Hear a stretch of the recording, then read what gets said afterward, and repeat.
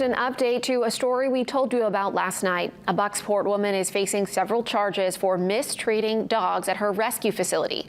44-year-old Alicia Krutaleski is the owner and operator of Coastal Dreams Rescue and Sanctuary on Millvale Road in Bucksport. She's currently under investigation for animal cruelty. A court complaint shows Krutaleski is facing 6 felony charges of aggravated cruelty to animals and 1 misdemeanor charge of cruelty to animals. Court documents show authorities were called to the sanctuary on July 30th and found animal remains, as well as 27 dogs that were living in poor conditions. An agent with the animal welfare program returned the following day to search the property further. He reported seizing 6 sets of dog remains, which were found in trash bags and crates. Court documents also reveal Krutaleski was away from the property that day after going to the hospital with an undisclosed illness. A spokesperson with the animal welfare program says all the dogs have been placed in shelters and rescues and are doing well.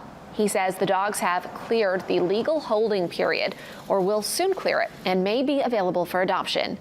TV5 has reached out to Krutaleski for comment, but she has not returned our call. It does not appear Krutaleski has been taken into custody. At last check, she had not been booked into the Hancock County Jail. Social media pages for Coastal Dreams Rescue and Sanctuary now seem to be deleted. You can read the full statement from the Animal Welfare Program on our website and mobile app.